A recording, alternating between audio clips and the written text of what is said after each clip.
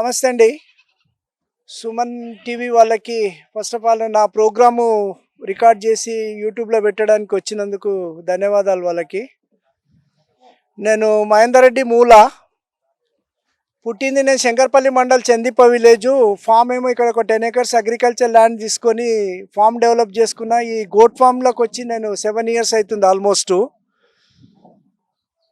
So ఇనిషియల్గా దీంట్లో తీసుకున్న దాంట్లో మనము ఒకరి దగ్గర బేసిక్ మనం నేర్చుకొని మనం స్టార్ట్ చేస్తే బెస్ట్ మెథడ్. కానీ నేను తెలుసుకున్నప్పుడు చాలా ఎక్కువ, అప్పుడు తక్కువ ఫామ్స్ ఉండేది. ఇంతగానము 7 ఏళ్ళ కింద మిగతా చేసే వాళ్ళ దగ్గర అంత అవగాహన లేకుండా మేము సాఫ్ట్ నాలెడ్జ్ తోటి ఇంట్లోకి దిగినాము. 2 ఏళ్ళలో సక్సెస్ అవుతాం అనుకుంటే నాకు 3 ఇయర్స్ టైం పట్టింది. నేను ఇక్కడ మిగతా ల్యాండ్లో ఒక 10 ఎకర్స్లో అగ్రికల్చర్ చేసుకుంటే ఇక దాంట్లో ఫ్లక్చువేషన్స్ ఉండి ఏం చేస్తున్నానంటే, నేను ఈ మేకల ఫామ్కి వచ్చి స్టార్ట్ చేద్దామని చెప్పి నేను 2013 మే 30కు గోట్ ఫామ్ స్టార్ట్ చేసిన. ఇనిషియల్గా నేను 65 మేకలతో స్టార్ట్ చేసిన. వాటిని అట్లా 22 నెలలు 24 నెలల వరకు 240 మేకల వరకు తీసుకుపోయినాము. సో దీంట్లో కూడా నేను ఏంటంటే 2015లో నేను సిఐఆర్జీ ట్రైనింగ్ చేసి వచ్చినాము. నేను డాక్టర్ అశోక్ కుమార్ గారు ఇద్దరం పోయి సిఐఆర్జీలో ట్రైనింగ్ తీసుకున్నాము. అక్కడ నేర్చుకున్న దాన్ని బట్టి ఏంటంటే, అక్కడ వాళ్ళు ఈ గోట్ ఫామ్లో కూడా ఎవరికైనా రాబోయే తరాలకు చెప్పాలి అని అంటే ఒక సబ్జెక్ట్ వైజ్ చెప్తే ప్రాపర్ నాలెడ్జ్ వస్తుంది అని చెప్పి అక్కడ ఏదైతే వాళ్ళు 6 సబ్జెక్టులు ఉంటాయి మేకల ఫామ్లో,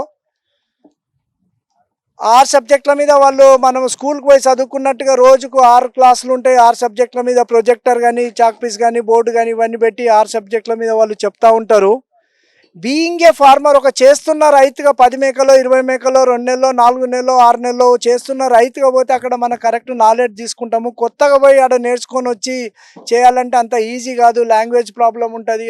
వాళ్ళు హిందీ ఇంగ్లీష్ రెండిట్లనే మాట్లాడతారు. కాబట్టి చేసిన తర్వాత 3 నెలలు 6 నెలలు చేసినాక పోయి సిఐఆర్జీలు చేయడంలో తప్పులేదు. కొంచెం నాలెడ్జ్ అడిషనల్ గెయిన్ చేసుకోవచ్చు.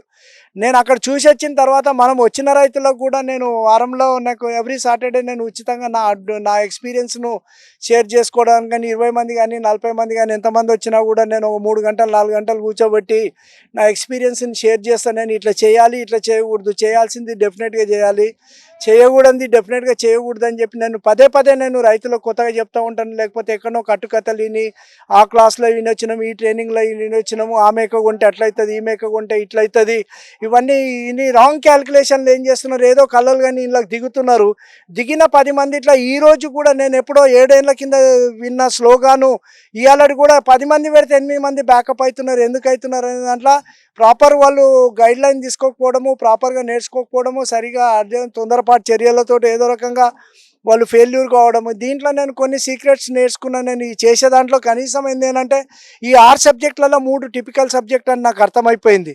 అవుట్ ఆఫ్ 6 సబ్జెక్టులు ఏంటి అని అంటే, ఒకటి హౌసింగ్ ఎట్లా ఉండాలి, రెండోది సెలెక్షన్ ఆఫ్ బ్రీడింగ్ ఎట్లా ఉండాలి, మూడోది ఫుడ్ ఎట్లాంటిది పెట్టాలి, నాలుగోది ప్రెగ్నెంట్ అండ్ కిడ్డింగ్ ఎట్లా మెయింటైన్ చేసుకోవాలి, ఐదోది మెడికల్ ఏంది ఉంటుంది, ఆరోది మార్కెటింగ్ మనకు లాభ నష్టాలు ఏంది అని. ఈ 6 సబ్జెక్టుల మీద మనం తరవ నేర్చుకుంటే మిగతా అన్నీ ఇంతో అంతో సక్సెస్ చేయొచ్చు మనం. కానీ దీంట్లో నేర్చుకున్నది very typical job is food. మేక ఈజ్ ఈక్వల్ టు మేత. మేక లేనోళ్ళు మేకలు పెట్టకూడదు, మేత లేకపోతే మేకలు పెట్టొద్దు, మేకలు లేకపోతే మేత ఉండొద్దని మేతకి రిలేటెడ్ అయి ఉంటుంది. అందుకే ఆ మేత గురించి నేను సబ్జెక్ట్లోకి వచ్చినప్పుడు చెప్తాను. నేను ఇప్పుడు ప్రధానంగా ఏంటంటే యాజమాన్య లోపం ఉండొద్దు. ఎంతమంది ఎన్ని పెట్టి ఏం చేసినా కూడా అరే వాడు సరిగా చూసుకోలేడు, వీడు పిల్లలకు పాలు దాపలేరు, వాళ్ళు మందులు ఇవ్వమంటే సరిగా పోయలేరు, ఈ పిల్లని ఇట్లా చూసిండ్రు, ఆ తల్లిని అట్లా చూసిండ్రు, టైం మీద ఫుడ్ ఇవ్వలేరు, ఇవన్నీ యాజమాన్య లోపాలు. పిల్లలకు పాలు దాపడం సరిగా దాపలే చేసి యాజమాన్య లోపంతో చాలామంది దెబ్బ పడుతున్నారు. దాని తర్వాత సెకండ్ ప్రాబ్లము ఫుడ్ మీద సఫిషియంట్ డైట్ ఇవ్వలేకపోయినప్పుడు మేక జీవము సక్సెస్ కాదు. తర్వాత మిగతాది పిల్లల కేరింగ్ దగ్గర ప్రాపరు నిర్ణయాలు తీసుకొని టైం మీద మనకు పిల్లలని కేర్ సరిగా తీసుకోకపోతే 10 పుట్టినాయి 5 చచ్చిపోయినాయి, 50 పుట్టినాయి 40 చచ్చిపోయినాయి అని చెప్పి ఇవన్నీ కథలు ఈ రోజు వరకు కూడా అవుతా ఉన్నది. నేను ఇప్పుడు యాక్చువల్లీ నేను 7 ఇయర్స్ కింద పెట్టినప్పుడు 5 ఇయర్స్ బ్యాక్ నేను ఒక 5-6 ఛానళ్ళలో నాది కూడా ఈ ప్రోగ్రామ్స్ డిఫరెంట్ ఛానల్స్ వాళ్ళు ఇచ్చినారు. ఎంతమంది ఉన్నా ఏం చేసినా కూడా చాలామంది అగ్రికల్చర్ ఫ్లక్చువేషన్స్ కానీ, వాతావరణం అనుకూలించకపోవడం కానీ, ప్రొడక్ట్ చేసినాక మార్కెట్లో రేట్లు లేకపోవడం కానీ, దీంట్లో ఇబ్బందులు పడుతూ వ్యవసాయం ఒక ఇబ్బందికరమైన సబ్జెక్ట్కి వచ్చి దీనికి వ్యవసాయం చేసుకుంటూ దాని మీదనే ఆధారపడి బతికే వాళ్ళు డెఫినెట్గా వ్యవసాయం అంటూ చేసుకుంటూ ఉంటే దీనికి ఆల్టర్నేట్ ఏదో ఒకటి చేయాలనే ఉద్దేశం ఏంటంటే ఈ మేకలు కానీ గొర్రెలు కానీ దీని గురించి థింక్ చేస్తుండ్రు. ఇంతమంది వ్యూవర్స్ ఒక దగ్గర దగ్గర మిలియన్ వ్యూవర్స్ నాకు చూసిండ్రు అని అంటే దాన్ని బట్టి ఏంటంటే ఎంతమంది ఫోకస్ చేస్తున్నారు ఈ ఇండస్ట్రీలో. ప్లస్ ఈ ఇండస్ట్రీ కూడా ఫ్యూచర్లో చాలా మంచిగా ఉండే ఇండస్ట్రీ లాగా కనబడుతుంది. డే టు డే ఈ మధ్యలో నేను non veg 800 rupees per KG అయింది ఆల్మోస్ట్ హైదరాబాద్లో. అయినా కూడా ఇప్పుడు నా దగ్గర కోసుకొని తినడానికి ఒకటి కూడా మేల్ బక్స్ లేవు కాబట్టి దాన్ని బట్టి డిమాండ్ చాలా ఉంది. నేను ఫామ్లోనే అమ్ముకుంటా. ఎవరైనా కూడా ఇనిషియల్గా మేము పెట్టాలి, మేము కూడా చేయాలి, మేము కూడా పోవాలి అని అంటే డెఫినెట్గా ఎవరు చేస్తారు దినచర్యలో ఈ పని. ఎట్లాంటి ఎనిమల్ని మనం కొనుక్కోవాలి, మన యాజమాన్యం మనం ఎన్ని రోజులు పోయి ఎన్ని రోజులకు ఒకసారి పోయి దాన్ని చూసుకుంటాం మనము. లేకపోతే ఎంతమంది లేబర్ నెసెసిటీ పడతారు, ఎన్ని ఎకరాల పొలం కావాలి, ఎట్లాంటి షెడ్లు ఏర్పాటు చేసుకోవాలి, ఎంత ఖర్చు పెడితే ఆ షెడ్లు ఏర్పాటు అవుతాయి, ఎలివేటెడ్ కట్టుకుంటేంది లేకపోతే గ్రౌండ్ షెడ్ కట్టుకుంటేంది, ఇప్పుడు మన సొంత పొలం ఉంటేంది, కిరాయి తీసుకునే పొలం ఏంది, బయటికి వెళ్ళి ఎండు మేతలు తీసుకొస్తే ఏంది, ఇవన్నీ ఆలోచించి ఒకటికి 10 సార్లు ఒకటికి 20 సార్లు థింక్ చేసి 2 నెలలు బట్టనియండి, మీకు 6 నెలలు బట్టనియండి, సీరియస్గా ఆలోచించి చేసి ఎస్ నేను చేయగలుగుతానే ఇంటెన్షన్లకు వచ్చినప్పుడు మీరు ఒక్కొక్కటి అట్లా మీరు 100 మేకల ఫామ్ మీరు పెట్టాలి అని అనుకుంటే ఒక 10తో స్టార్ట్ చేయండి. 10 అనుకున్నట్టు ఒక 2తో చేయండి. 1000 అనుకున్నట్టు అందుకని ఎక్కువ మనం బ్యాంక్ లోన్స్ ఇస్తున్నది ఇంకేదో అవుతుంది అనే ఇంటెన్షన్లో పోయి మనము చేతులు కాల్చుకునే కంటే స్టెప్ బై స్టెప్ పోవడము బెస్ట్ మెథడ్. అడ్మినిస్ట్రేషన్ ప్రాపర్గా ఉండాలని నేను అదే అందరినీ కోరుకుంటా. ఎవ్రీ సాటర్డే నేను ఇక్కడ వచ్చిన వాళ్ళకి ఉచితంగా నేను నా ఎక్స్పీరియన్స్ సలహాలు ఇస్తూ ఉంటా. మనకు యూట్యూబ్లోనే కానీ ఒక బుక్లో కానీ ఒక డాక్టర్ కానీ ఒక యూనివర్సిటీ ప్రొఫెసర్ కానీ వాళ్ళు ఇచ్చే నాలెడ్జ్ డిఫరెంట్గా ఉంటుంది.